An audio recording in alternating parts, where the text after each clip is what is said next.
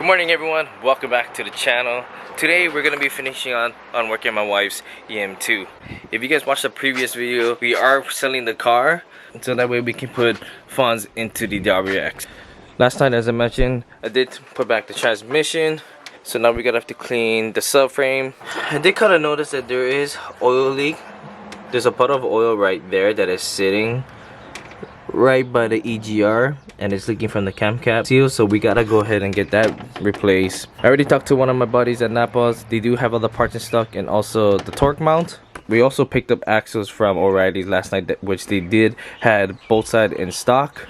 So we still gotta go to Honda, but I think if I could remember, I might have Honda transmission fluid at the shop. So if I do have, then we don't have to go to Honda. I called Lex Brody's. They do have the tires that I needed. So what we're gonna do is that we're gonna pick up the tires at Lex Brody's, bring it to the shop, get it mounted balance, pick up the other parts from Napa and transmission fluid from Honda, and then we should be able to get this car running by then. So let's hopefully everything goes according to plan, and let's go ahead and get some work done.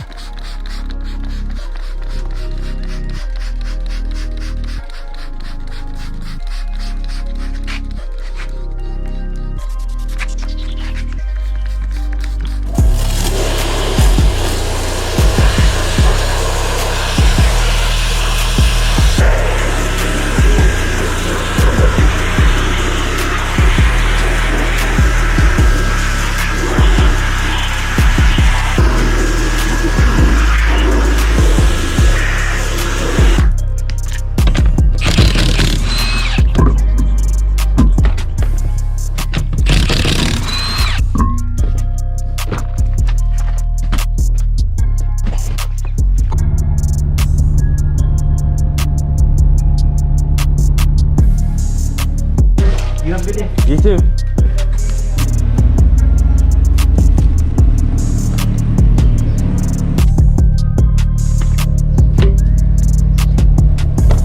So we just got home, one on this side and one on that side. Side frame looks really nice and clean now. I did found Honda transmission fluid. I had to look really close and got two of them over there, so that way we don't have to buy. So we're gonna put the two tires back, put the subframe back on, put the axle, button everything from the top off the transmission fluid, do the thermostat, flush and bleed the coolant system with new coolant. We're gonna replace the valve cover gasket, camcap seal at the same time, change the oil filter. Hopefully everything goes smooth according to plan. So let's go ahead and we need to get some work done before we run out of time.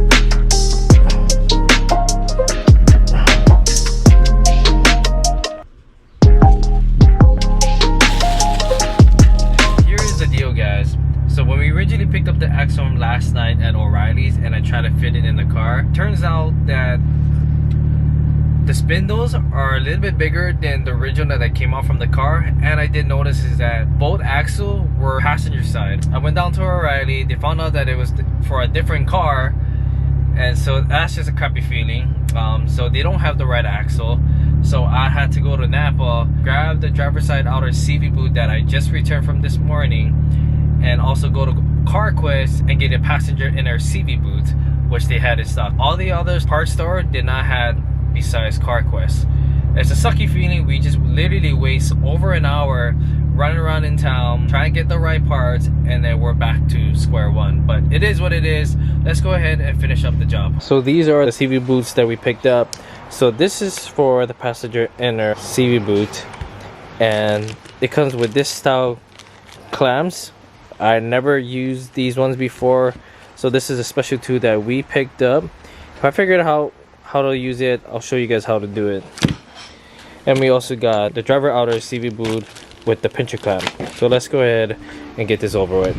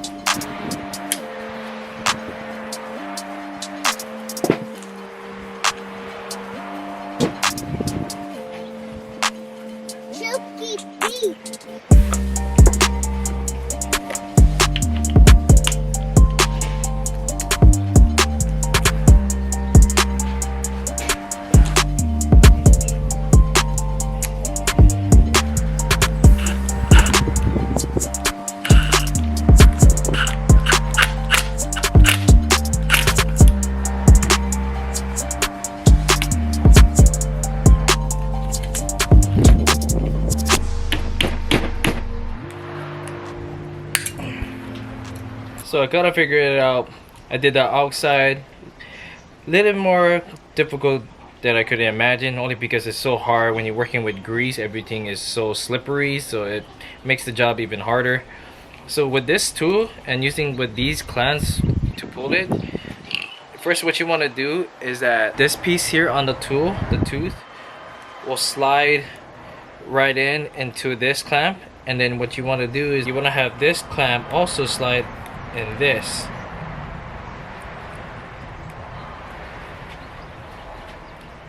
What I would recommend is instead of using a ratchet, I will use an impact. So it's a 17 millimeters. You want to set it on loose. Make sure that the boot is in position before you go ahead and tighten it.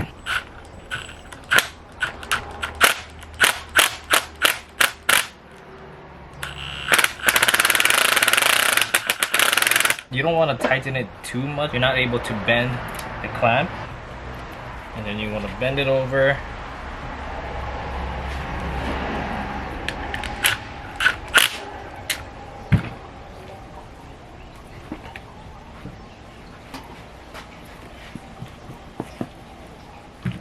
You take the tool out.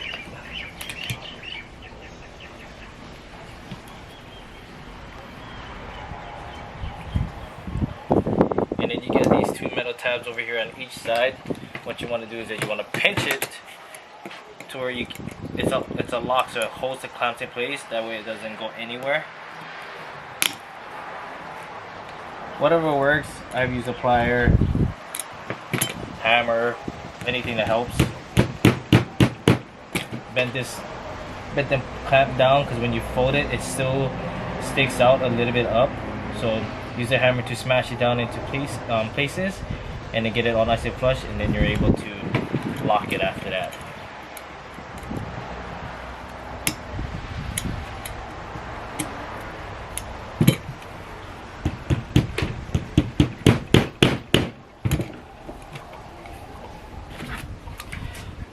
cut the leftover. And that's about it.